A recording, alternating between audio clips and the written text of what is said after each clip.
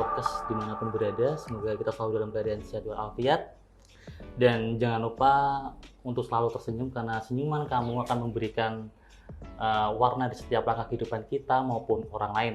Perkenalkan, saya Muhammad Tangguh Fajar Saputra. Kebetulan ini adalah konten perdana kita dengan tema yang menarik pada sore hari ini, yaitu bersama dengan Bapak Agung Nugroho. Beliau adalah salah satu tokoh kepala desa di Kabupaten Klaten yang memiliki gebrakan inovasi untuk membangun desa. Seperti apa ceritanya, langsung aja kita sapa beliau. Assalamualaikum, selamat sore Pak Agung. Waalaikumsalam. Apa kabar Bapak? Alhamdulillah baik. Lama nggak ketemu Pak, ini udah berapa lama ya Pak ini? Iya, beberapa saat. Ini Pak, kemarin kan kita lihat nih ya Pak ya, terutama di desa Tirtomarto Pak, ini kan ada yang menarik Pak.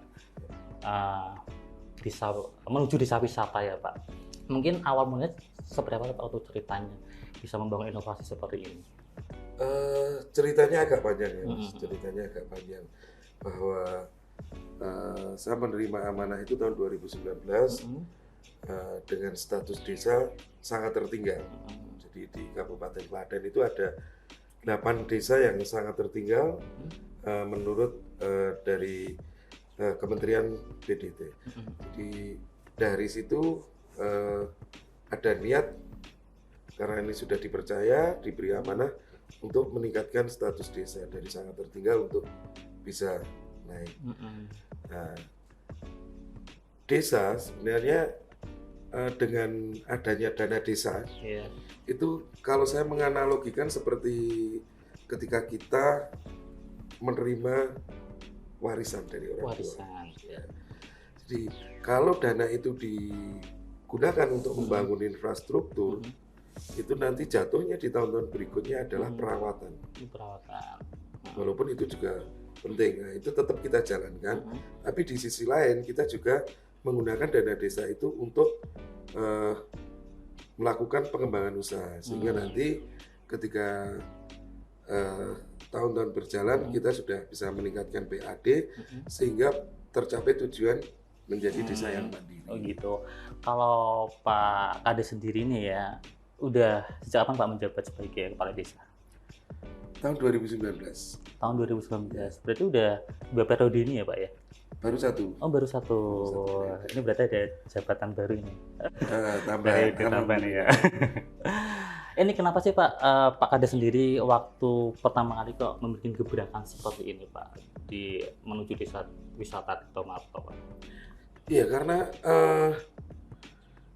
kita pengen berkarya, kita pengen mengembangkan desa yang kebetulan secara geografis mungkin bisa dikatakan kami kurang beruntung karena letak desa kami jauh dari kota kecamatan. Dari kota kecamatan aja jauh masuk. Jadi harus mencari sebuah inovasi, membuat gebrakan supaya orang tertarik untuk ke desa kami. Ada rasa apa gitu waktu itu, mungkin agak down ketika nanti takutnya mangkrak atau bagaimana gitu Pak Kades? Iya, awalnya memang sangat berat dalam pemikiran saya karena menemukan ide untuk sebuah inovasi itu juga memang sangat berat. Apalagi secara sumber daya alam kami tidak bisa mengeksplor menjadi sebuah tempat wisata dengan mudah karena tidak ada sumber alam atau sebuah warisan budaya semacam candi dan sebagainya, itu kan tinggal mengemas. Ini kita meng-create, mencetak. Karena mencetak ini menjadi sebuah hal yang agak berat. Untuk luasnya sekitar berapa sih Pak di wisata Tirtomarto? Kami tidak langsung membabi buta, artinya kita terkonsep dari menggunakan yang kecil dulu. Itu mungkin sekitar 1000 meter persegi lah. Dan itu tanah khas desa. Tanah khas desa. Dan itu memang awalnya dulu areal sawah yang sekarang kita pakai itu dulu sebuah kubangan. Kubangan waktu itu. Kubangan yang digunakan untuk membuang sampah. Terus kita kemas jadi kolam kita jadikan kolam pemancingan. Tapi pasca pandemi ini justru aneh, ternyata malah turun. Setelah turun ya kita realih fungsi menjadi destinasi wisata kemarin. Oh gitu ya. Pak Agung ini kalau boleh tahu Pak, mungkin inovasi seperti apa sih Pak yang waktu pertama kali Pak Agung pikirkan dengan adanya keterbatasan atau kesederhanaan potensinya di desa itu Pak, sehingga membuat gebrakan Pak Agung untuk melangkah seperti ini Pak? Awalnya kita berpikir mau mencoba ke kuliner tradisional. Waktu itu ya? Iya, karena sekarang orang kadang cenderung mencari masakan tradisional. Orang merasa kangen dengan masakan zaman lampau gitu. Tapi ternyata kita pertimbangkan kuliner itu berat karena persaingannya begitu banyak. Sehingga kita mencoba meng-create, mencetak sebuah inovasi sehingga nanti kuliner biar mengikuti. Sehingga kita fokusnya yaitu kita wisata tapi tidak meninggalkan alam. Wisata tapi tidak meninggalkan alam. Ya, jadi biar bisa menyatu dengan alam, akhirnya ketemu itu kereta yang lewat di areal sawah itu ya. Dan sebenarnya konsepnya tidak hanya itu, tapi juga ada mini zoo sebagai bagian nanti bisa dijadikan wahana untuk edukasi. Tapi saat ini terus berkembang ya Pak ya untuk? Iya, progresnya untuk mini zoo sudah hampir 80%, tinggal nanti akhir tahun ini kita selesaikan. Oh gitu ya Pak Agung ya. Terus waktu pertama kali Pak launching itu, apakah itu juga langsung ramai, viral, atau emang itu perlu proses waktu Pak Agung? Nah ini sebenarnya jujur ini sebuah kecelakaan Mas. Dalam arti begini, sebenarnya saat itu forum komunikasi BPD Kecamatan Cawas, di Kecamatan Cawas itu ada forum komunikasi BPD. Itu mau ada acara, ada event menggunakan jasa kami. Karena kami membentuk Poda Arwis, kelompok sadar wisata yang sebenarnya kita persiapkan untuk itu. Nah, jasa kami dipakai untuk outbound. Ya, outboundnya itu kita laksanakan di lapangan Desa Tirtomarto. Setelah outbound ada pembagian door prize dan hiburan yang ada di Joglo Lokamerta. Oh iya. Nah, saat itu kami sebenarnya baru trial. Kereta itu masih trial, tapi di situ kebetulan beliau Bapak Camat, Forkombinca, ada Pak Dan Ramil, semua ikut naik. Nah, dari situ beberapa peserta mengambil video, ada yang melakukan editing juga, diupload. Nah ternyata viral gitu loh. Kami bersyukur juga sebenarnya, alhamdulillah viral. Tapi ternyata di map itu ada yang komen gitu loh.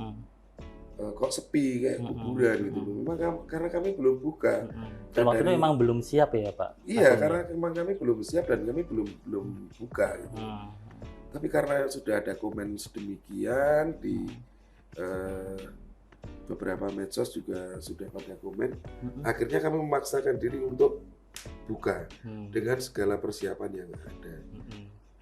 Alhamdulillah viral Pak ya. Kalau boleh tahu nih Pak, sedikit ya, pertama kali buka waktu viral itu pendapatan itu sampai berapa Pak? Per bulan nih Pak, per bulan ya? Ya ini sharing aja. Iya, sharing aja. Bukan bermaksud apa-apa. Saya hanya cek kemarin laporan untuk 7 minggu pertama. 7 minggu pertama. Setelah buka sekitar kurang lebih 7 minggu, dari kereta itu kita dapatkan sekitar 110 juta. Wow, 1,5 bulan Pak itu? Iya. 110 juta dari kereta saja nih Pak ya? Belum kulinernya ya? Iya. Berarti kalau di total sampai sekarang udah berapa Pak ini Pak? Untuk saat ini justru pengunjung itu berkurang. Berkurang itu analisa kami karena mungkin sudah mulai masuk sekolah, liburannya udah habis. Terus masuk di bulan Agustus, itu rata-rata warga dalam kesibukan peringatan HUT, baik lomba di tingkat desanya masing-masing, lomba di tingkat dukuhnya masing-masing, sehingga kunjungan ke tempat kami itu berkurang agak drastis. Oh gitu ya Pak ya. Dampaknya seberapa Pak dengan adanya pengembangan wisata seperti ini Pak untuk masyarakat sekitar situ? Mungkin ketika panjenengan ke sana itu juga ada tulisan saya tulis, mohon maaf, UMKM khusus warga Desa Tirtamarto. Artinya kami mengkhususkan UMKM yang berjualan di situ warga Desa Tirtamarto. Biar yang merasakan dampak ekonomi adalah warga Desa Tirtamarto. Oh gitu. Ini berarti tapi Pemda akan terus berusaha ya Pak ya, untuk membangkitkan pengembangan ini lagi ya. Iya. Terus waktu awal pertama kali itu Pak, modal untuk pembangunan wisata itu dari mana Pak Agung? Kita merencanakan itu sebenarnya udah agak lama, tapi kita maju mundur. Terus kami diskusi sama beberapa anak muda, kita undang. Awalnya kita diskusi di kantor, itu justru feel-nya nggak dapet. Akhirnya kita keluar ngopi bareng sama anak-anak muda itu. Akhirnya sama beberapa perangkat desa kami, karena perangkat desa kami juga muda-muda, jadi agak bisa nyambung, feel-nya dapet. Terus kita bikin konsep itu, kita eksekusi di tahun 2023 akhir dengan dana desa, karena kita dapat reward. Kita dapat reward sebagai apresiasi kinerja kami, sehingga kami dapat reward sekitar 140 juta. Sebagian kita gunakan untuk kedaruratan, yang 100 juta kita pakai untuk tonggak awal pembangunan. Terus 2024 awal kita eksekusi. Luar biasa ya Pak, hadisnya perjuangannya bersama masyarakat. Terus waktu itu yang udah siapa aja sih Pak yang udah hadir datang ke situ, ke wisata Tirtamarto? Kami tidak mengkondisikan, dalam arti kami tidak mengundang tokoh, kami tidak mengundang pejabat, karena kami merasa memang mungkin belum layak, karena memang tempat kami masih seperti itu adanya. Nah, tapi ternyata ada beberapa warga dari luar wilayah yang hadir, baik dari Gunung Kidul, dari Jogja, itu dari Bantul, dari Sleman, bahkan kemarin teman-teman BUMDes dari Magelang ada yang juga hadir ke tempat kita. Dari Magelang Pak, iya, situ ya. Tapi untuk yang Klaten, pejabat yang hadir ada anggota Dewan Pak Edi Sasongko, ada Bu Kadarwati ya waktu Kadarwati, itu ya. DPR Provinsi. Ibu Bupati udah pernah ke situ belum Pak? Belum Pernah, atau ada pesan untuk Bupati biar datang gitu? Monggo lah, saya berkenan tamu, kami sangat merasa bangga ya Pak ya. Ya. Kenapa Pak untuk wisata ini menjadi prioritas pemerintah desa Pak di Tirtamarto? Karena memang kami ingin meningkatkan PAD, sehingga kalau kita dengan usaha yang lain itu agak ada beberapa yang kami pandang berat, sehingga kami lebih memfokuskan pada itu. Untuk inovasi konsep Pak wisata di Desa Tirtamarto itu kan ada mini zoo nih, ada kereta apa tadi Pak?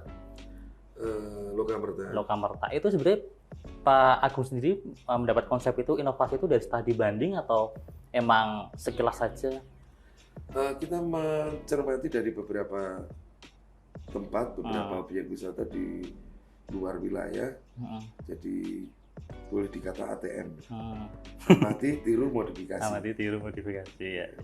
hampir sama karena memang kereta ini ada di beberapa tempat, cuma kami menjadi beda karena kami tracknya, jalurnya di atas areal persawahan. Oke Pak ya. Ada mungkin nanti ada pengembangan lagi Pak seperti apa ke depannya nanti harapan Pak Agung sendiri Pak? Kami ingin memaksimalkan destinasi wisata di tempat kami dengan bagaimana mencoba mencari yang anggarannya minimal tapi hasilnya bisa maksimal. Itu harapannya. Gitu ya. Kemarin juga udah ini Pak, udah masuk di beberapa media nasional juga. Seperti apa aja tuh kalau boleh tahu? Ada dari teman-teman Transmedia, ada dari Indosiar, ada dari Kompas TV, Jogja TV, ada banyak juga ya Pak ya. Lagi beberapa media cetak, media online, lumayan sangat banyak. Gitu ya Pak ya. Ini kalau boleh tahu nih Pak Agung, pertama kali Pak Agung membangun, membuat inovasi seperti ini Pak, mungkin ada nggak masyarakat yang kiranya nggak setuju dan akhirnya membuat Pak Agung waktu itu down, apa bisa sih sampai merasakan seperti itu, pernah nggak sih Pak? Pro kontra itu pasti ada, pro kontra itu pasti ada dan kami juga merasakan. Dan saat itu sebenarnya juga agak berat buat saya secara pribadi karena saat itu kan perubahan terhadap undang-undang desa nomor 6 itu belum final.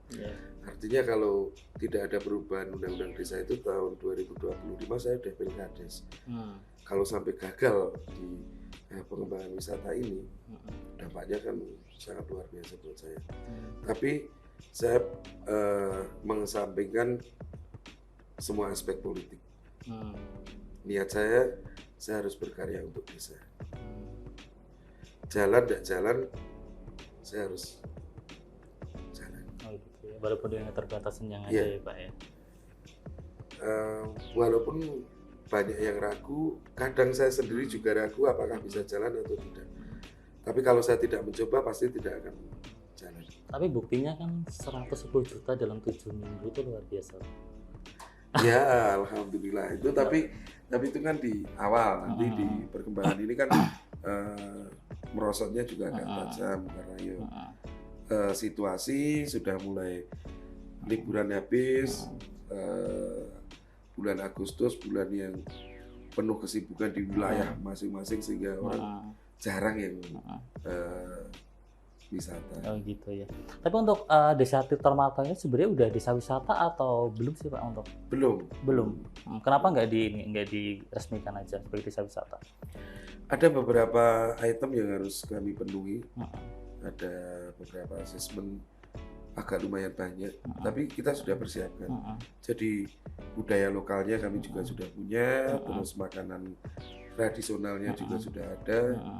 Jadi itu sudah kita siapkan. Kayak kemarin kita juga ada event setiap tahun yang kami gelar kayak Kecok Lesung itu kan kami gelar di setiap tahun. Oh gitu ya. Paling ramai saat itu berapa ribu Pak yang berkunjung ke wisata desa Tirtomarto?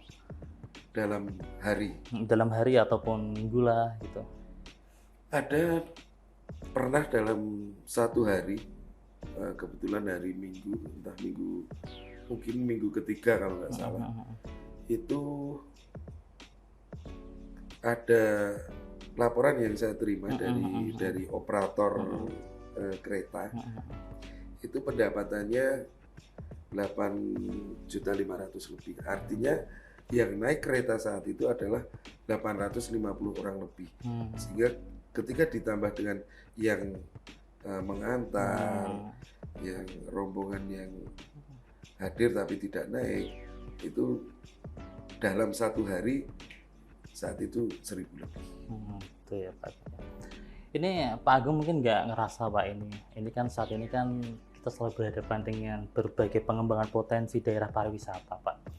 Dengan keterbatasan yang kemarin saya udah ke sana, udah melihat keterbatasan yang ada, sederhanaan yang ada di desa Tirtomarto, tapi mampu untuk mengembangkan potensi yang ada di situ. Nggak ngerasa gimana gitu Pak mungkin, yang adanya saingan seperti itu?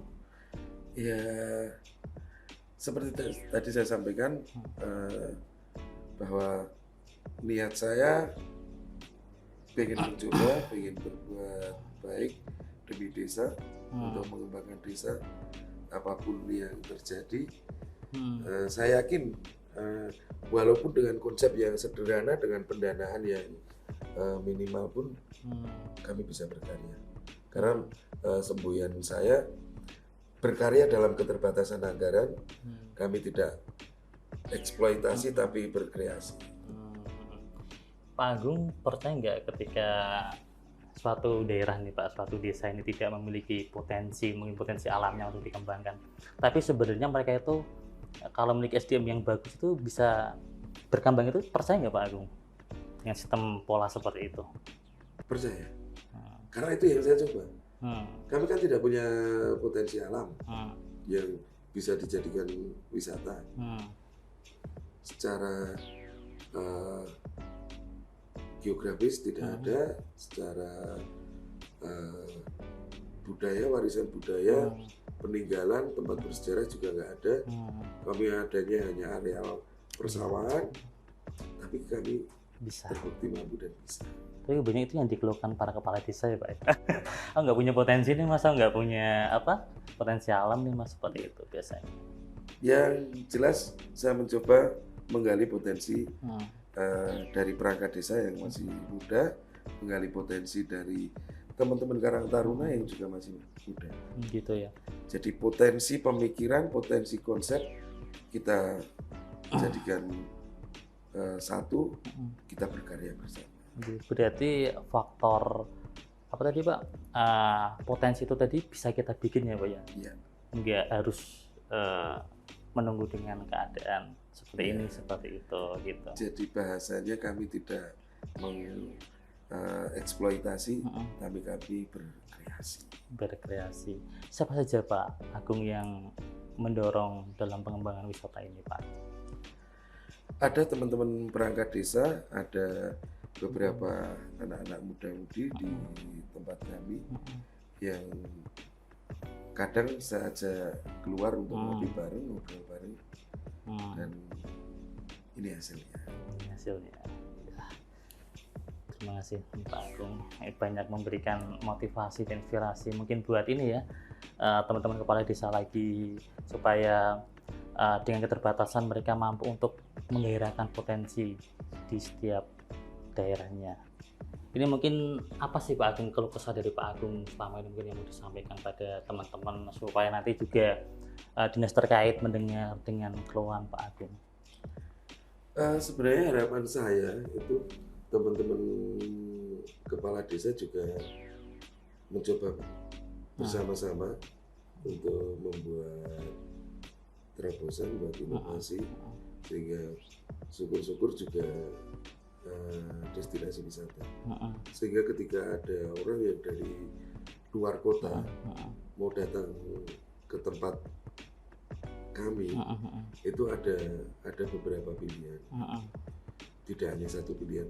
Orang ketika berwisata selalu berpikir nanti dari tempat A terus kemana, Ketika kami berdekatan, saling support, itu akan sangat luar biasa. Itu dari konsep secara lokal. Kalau dari pemerintah tentu saya berharap, karena misalnya kami sebenarnya termasuk mungkin untuk Kecamatan Cawas jadi pilot project, karena kami yang pertama. Yang pertama itu kan dengan segala resiko yang tinggi gitu. Karena ketika gagal itu otomatis yang lain juga untuk mencoba itu menjadi berpikir sekian kali. Nah, ketika sudah seperti ini, saya berharap ada sebuah reward buat kami, baik itu nanti untuk mendukung infrastruktur kami ataupun mendukung konsep kami yang lebih lanjut. Oh gitu ya. Untuk pembangunan jalan di sekitar desa situ udah berjalan ya Pak ya? Iya, kami yang paling terkendala adalah karena ada jalan yang kepemilikannya itu adalah milik BPJS, sehingga kami tidak punya hak untuk membangunnya. Harapannya seperti apa Pak? Ya ke depan semoga jalan itu diperbaiki sehingga akses masuk ke tempat wisata kami semakin baik, semakin nyaman karena pengunjung itu butuh kenyamanan. Terima kasih Pak Agung. Mungkin ada yang mau disampaikan Pak untuk teman-teman, harapannya seperti apa atau pesannya seperti apa dari semangat Pak Agung yang sudah dijalani selama ini Pak? Berat ya kalau saya harus memberikan pesan pada teman-teman itu karena teman-teman itu banyak yang lebih senior, lebih apa ya, lebih mengerti tentang desanya, lebih memahami tentang desanya. Jadi saya hanya berharap untuk semua pemirsa channel Mahmud Podcast perdana loh ini Pak. Ya siap. Semoga memberikan doa yang terbaik buat kami biar kami bisa mengembangkan potensi desa kami, dan ketika desa kami bisa berkembang maksimal, tentu itu akan menjadi sebuah virus kebaikan untuk desa-desa yang lain. Luar biasa Pak Agung. Dan yang saya inginkan terutama untuk yang muda-muda, monggo saatnya kita berkarya. Makanya saya sering banget ngopi sama anak-anak muda. Bukan saya ingin kelihatan muda terus, enggak. Karena justru anak-anak muda itu lebih fresh, lebih ini idenya kadang lebih brilian, lebih out of the box. Ada salam mungkin buat Ibu Sri Mulyani Bupati Klaten Pak, dari Pak Agung. Sungkan ya Pak ya? Enggak apa-apa, sampaikan aja. Untuk Ibu Bupati, mohon dukungan buat Desa Tirtomarto yang saat ini pengen mengembangkan wisata, destinasi wisata desa, dan semoga ini bisa menjadi pilot project untuk Kecamatan Cawas bisa berkembang secara maksimal dan optimal. Mohon dukungannya Ibu. Ya. Terakhir Pak Agung, mungkin harapannya dengan adanya Mahmud Podcast ini Pak, untuk kedepannya harapannya seperti apa sih Pak? Saya berharap Mahmud Podcast ini bisa berkembang, narasumbernya bisa memberi inspirasi kepada semua pemirsanya, baik nanti narasumber dari bidang apapun. Saya berharap semua bisa memberi inspirasi, bisa menjadi bahan untuk kita kedepannya lebih maksimal. Ya. Terima kasih Pak Agung Nugroho atas waktu wawancara kita pada sore hari ini Pak. Dan tadi mungkin Pak Agung juga udah muter-muter ya. Udah lewat sebenarnya tadi ya? Lewat terus. Tapi nggak terlalu jauh. Ya terima kasih Pak Agung atas waktunya, dan semoga menjadi harapan Pak Agung bisa tersampaikan pada masyarakat, dan semoga doa-doa Pak Agung dan semangat dari masyarakat bisa mampu menjadi inspiratif buat teman-teman semua. Terima kasih Pak Agung, sehat selalu Bapak. Siap.